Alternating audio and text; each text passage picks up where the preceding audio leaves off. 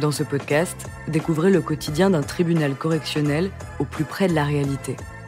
Exceptionnellement, l'enregistrement des audiences que vous entendrez a été autorisé. Bienvenue dans Justice en direct. Nous remercions Marie-Josée Gravier-Plandé, ancienne vice-présidente de la Chambre correctionnelle de Cayenne.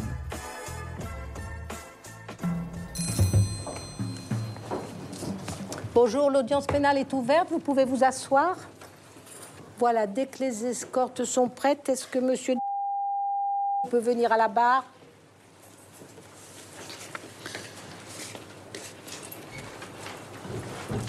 Vous vous prénommez Blendo? Oui, madame. Vous êtes né quand? Le 12 novembre. Vous parlez un tout petit peu plus fort. 12 novembre 85. À Cayenne. Oui, c'est ça. Alors, on vous reproche d'avoir, le 2 novembre 2012, volontairement commis des violences ayant entraîné une incapacité totale de travail supérieure à 8 jours, en l'espèce 10 jours, avec ces circonstances que vous aviez une arme, en l'espèce un couteau. Ces faits, on vous les reproche en état de récidive légale pour avoir été condamné pour des faits identiques par le tribunal correctionnel le 3 février 2012. Vous comparaissez selon la procédure de comparution immédiate. Est-ce que vous acceptez d'être jugé aujourd'hui ou est-ce que vous sollicitez un délai pour organiser votre défense? Je vais être jugé aujourd'hui, madame. Aujourd'hui? Oui. Alors, les faits sont les suivants. C'est un problème de voisinage et plus exactement de fourniture de courant. Oui. Voilà, la victime, c'est monsieur qui reçoit un coup de coutelas au niveau du cou et qui doit être évacué par le SAMU à l'hôpital, où il va subir 2 opérations au bloc opératoire. Je ne sais pas si monsieur va pouvoir nous montrer ses blessures. Montrez au tribunal, approchez-vous. Là. Ah, voilà. Et là. Oui, approchez, venez montrer au tribunal.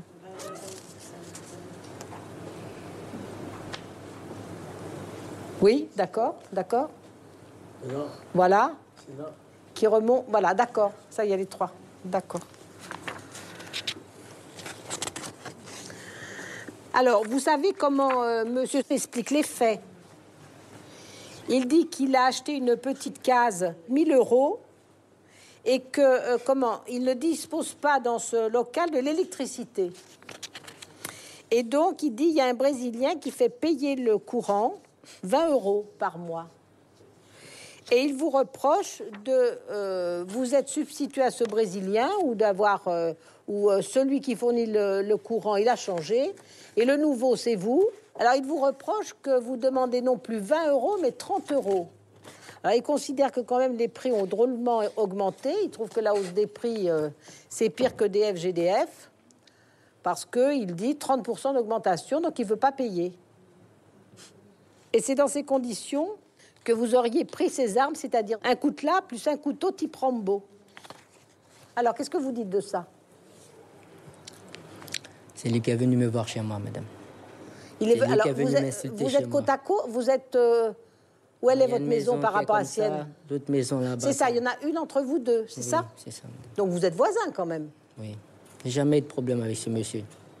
Bon, qui c'est qui fournit le courant? Parce que vous expliquez qu'il n'y en a qu'un seul qui s'est monté au poteau électrique. C'est vous? Non, madame. Bon. Si c'était moi qui fournissais la lumière, pourquoi chez lui il y a de la lumière et chez moi il n'y a pas? Alors pourquoi vous êtes disputés? Racontez-moi. C'est lui qui demande les courants. On vous entendra tout à l'heure. Je suis allé lui demander les 10 € qu'il me devait. Là, il vous devait 10 € pourquoi? S'il me devait 10 € ça fait longtemps. Oui, mais de quoi? Pourquoi? C'est pas pour l'électricité. C'est pas pour l'électricité. C'est pourquoi alors? Parce que non. Vous regardez le tribunal, vous dites les choses au tribunal et on entendra après M. Samson. Il me devait 10 €, ça fait longtemps. Bon, je suis allé le demander chez lui. Alors, on ne va pas rechercher la cause. Est-ce que vous reconnaissez tenir le couteau, avoir donné des coups? Oui. Ah, bon. Mais j'étais ivre, madame. Et lui aussi était ivre. Vous avez vu où vous l'avez touché de façon gravissime? Oui, madame. Ben oui. Parce que là, vous savez ce qu'on a, là. Oui. Mais vous ne trouvez pas que la blessure, elle est très proche J'étais ivre, madame. Je ne savais pas ce que je faisais. Alors, quand vous êtes ivre, c'est que vous avez bu quoi? J'avais bu environ 7 bouteilles de whisky comme ça. 7 bouteilles de whisky? Oui. Mais ça se passe à quelle heure? L'après-midi. 17 heures? Oui. Donc vous commencez à 11 heures le matin? Non, madame. Bon. Donc vous êtes souvent ivre? Non, madame. Vous dites je regrette ce que j'ai fait, mais c'est gravissime. On était très près de la cour d'assises, hein? Oui, madame. Bon. J'ai jamais eu de problème avec lui. C'est la première fois parce que j'étais saoul, il était saoul aussi. Et 2 personnes saoules ne vont pas s'entendre. Bon. Vous vous asseyez un petit instant et puis on va faire venir monsieur... Voilà, oui, c'est ça. Monsieur, venez nous expliquer votre façon de voir les choses. Oui. Vous dites c'est un problème d'électricité. Vous avez vu, il a dit non. Oui. Hein? Il a dit non. Oui. Il y a un gars avant qui donne l'électricité pour 20 euros. Pour 20 euros, c'est passé à 30. Écoute-moi, pour 20 euros. Et puis le gars qui part, blender, commencer contre la lumière. Blender, commencer contre la lumière, il dit, il est 30 euros. Je laisse. Je boule ma bougie. Blender vient à ma case, dit, Tchabi, je donne la lumière, mais 30 euros. Je dis, je n'ai pas l'argent. Oui. Je dis, quand quoi, tu as l'argent. Monsieur, je voudrais bien vous écouter, je vous écouterai pendant des heures, ouais. Mais on ne va pas réussir à savoir qui a raison de vous ou de lui, puisque c'est votre parole contre parce que contre ça la qui sienne. passe, mais je dis. Ce qu'il y a, c'est que ce que le tribunal voit, c'est que c'est une prise de courant, enfin de fourniture de courant illégale, de toute façon. Sur le poteau électrique, puisque vous n'êtes pas branché normalement. Brancher le fil. Voilà. Que puis... c'est extrêmement dangereux. Oui, je sais. Voilà.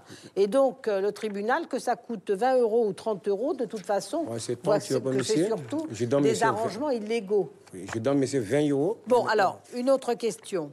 OK. Est-ce que vous étiez sous? Non. 17 heures, hein? Non. Non. 17 heures, c'est l'heure où on bascule, hein? Non, quand je mettais manger pour ma femme à l'hôpital, c'est jeudi ma femme sortie à l'hôpital. D'accord. Vous pouvez vous... Est-ce qu'il y a des questions à poser à monsieur qui est quand même le plaignant et la victime? Très bien. Monsieur... Bon, vous avez entendu, on est toujours sur la même confrontation entre vous et lui. Vous maintenez votre façon de voir les choses? Madame, j'ai quelque chose à dire. Ce monsieur, du dimanche au lundi, il boit. Pardon? Du dimanche au lundi, il boit, ce monsieur. Du dimanche au lundi? Oui, il boit. Mais ça fait quoi? Ça fait que le week-end, ça, du dimanche au lundi? Tous les jours, il boit. Vous voulez dire du lundi au dimanche? Oui. Toute la semaine, quoi? Oui, toute la semaine, ce monsieur, il boit. Aujourd'hui, il est venu ici. Faites le test sur lui pour voir s'il n'a pas d'alcool sur lui. Regardez son visage. Mais vous aussi, alors? Non, je ne bois pas tous les jours, madame. Pas tous les jours? Non. C'est que les fins de semaine, bon. Moi, je bois. Que sur les fins de semaine? Oui. Très bien. Bon, en tous les cas, vous reconnaissez les coups portés sur sa personne. Oui, madame. Est-ce qu'il y a des questions sur les faits à monsieur... non? Maître... Non? Non, j'ai pas de questions. Alors, on va regarder votre... une fiche pénale. Madame, et ce monsieur, il ne travaille pas. Il ne travaille pas. Ça fait longtemps que ce monsieur ne travaille plus. Oui. Ça fait longtemps. Il dit qu'il est pêcheur marin. Oui. Il ne travaille pas. Oui, mais bon, on ne lui reproche pas. Il ne travaille pas, ce monsieur. Hein? On ne lui reproche pas. Comment il allait me donner 1000 euros monsieur, pour la maison s'il ne travaille pas? Vous, on vous reproche d'autres choses, et beaucoup de choses. Notamment, vous étiez passé devant le tribunal et vous aviez eu une peine. C'était pour des violences aggravées. Là encore, hein, on est quand même toujours dans le même registre. Hein, violence aggravée par 3 circonstances. C'était encore une incapacité supérieure à 8 jours, donc on est très exactement dans le même cas. Vous aviez eu un emprisonnement de 2 ans, dont 1 an avec sursis et délai d'épreuve pendant 2 ans. Hein.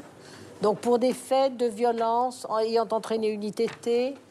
Et donc on est toujours dans le Le même schéma. Vous deviez, lorsque vous êtes sorti de prison le 1er septembre. Madame. Toujours d'accord avec le tribunal? Oui, hein, madame. 1er septembre. Oui. 1er septembre, puisque vous êtes sorti de prison et que vous avez un suivi mis à l'épreuve, le juge d'application des peines vous convoque, enfin son agent vous convoque le 3 septembre et vous ne vous présentez pas. Non, madame, parce que j'avais beaucoup de problèmes. La dernière fois que je me suis présenté ici... On peut expliquer au juge quand on a des problèmes. La dernière fois que je me suis présenté ici, madame, c'était pour un jugement. La dernière fois, ma soeur était ici. Et quand je suis rentré au fond, elle est morte. Et quand je suis... Quand je suis rentré au fond, après un mois, ma soeur est morte. Le jour quand que je suis rentré au fond, mais quel fond?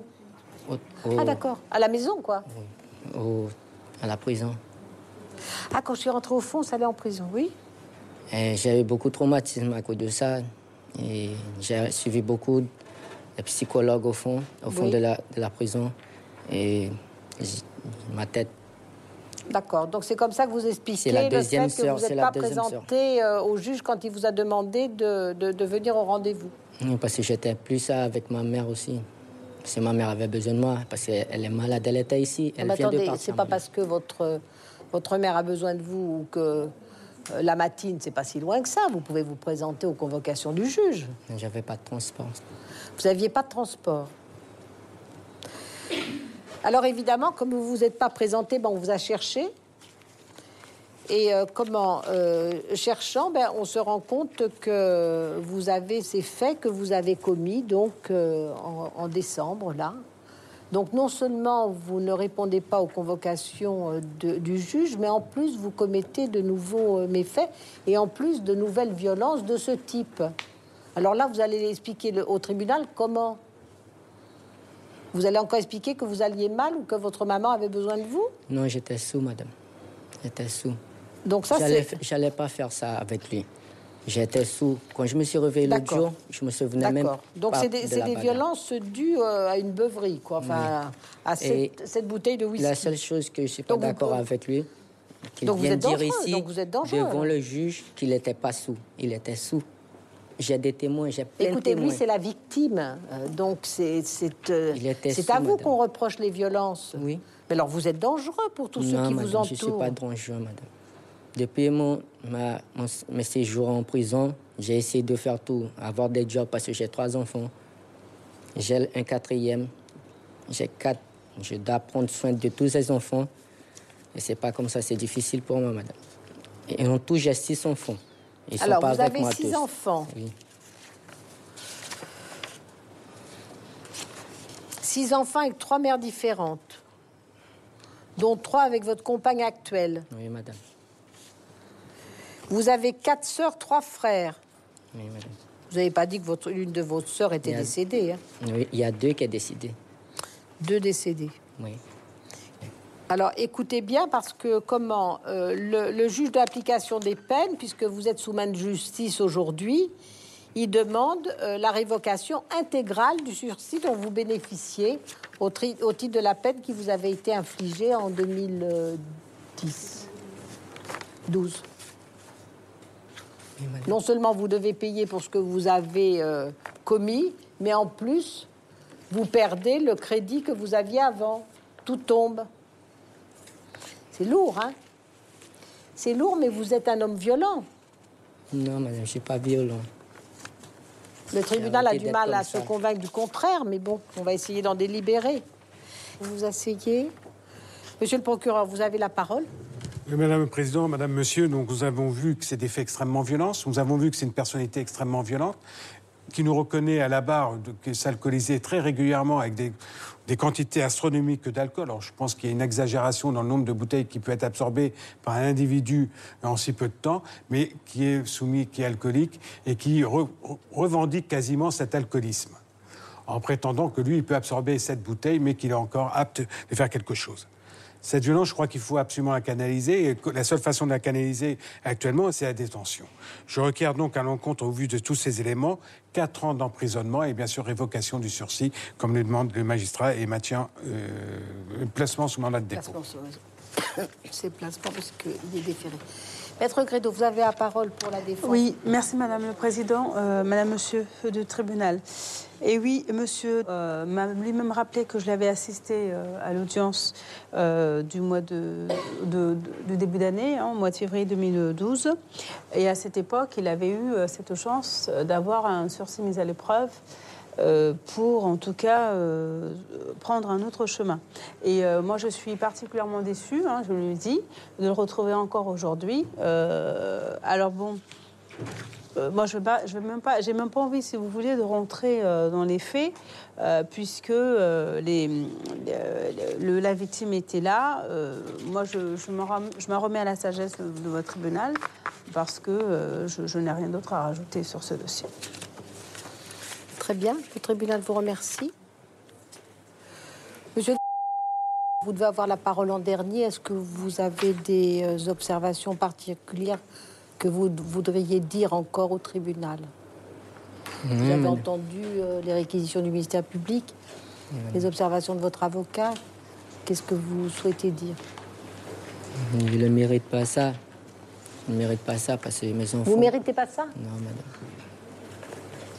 Et je suis désolé si je l'ai fait ça, mais jamais j'ai eu de problème avec ce monsieur. C'est la première fois, c'est l'alcool qui a fait ça. Et je suis désolé. C'est ce que vous dites depuis le début. Très bien. Vous allez pouvoir retourner sur le banc. Donc le tribunal se retire pour délibérer sur cette unique affaire. Vous demande de ne pas trop vous éloigner. Et puis l'audience est suspendue.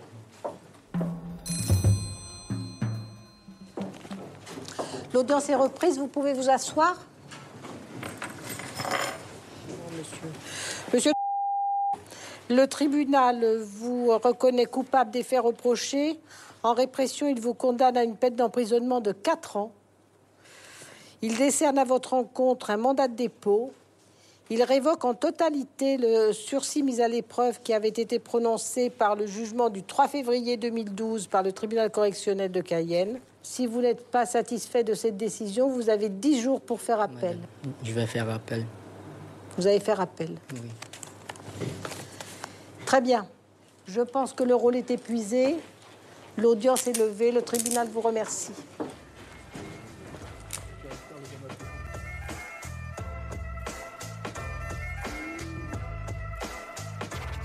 Vous venez d'écouter Justice en direct. Si vous avez aimé ce podcast, vous pouvez vous abonner sur votre plateforme de podcast préférée et suivre Initial Studio sur les réseaux sociaux. Justice en direct est une coproduction Initial Studio et Morgane Productions. Ce podcast est une adaptation de la série documentaire En direct du tribunal, produit par Morgane Productions, écrit par Samuel Luret et réalisé par Déborah Brown. Production exécutive du podcast, Initial Studio. Production éditoriale du podcast, Sarah Koskiewicz. Montage, Camille Legras. Musique, La Grande Table. Illustration, Paul Grelet. Avec la voix de Pauline Josse.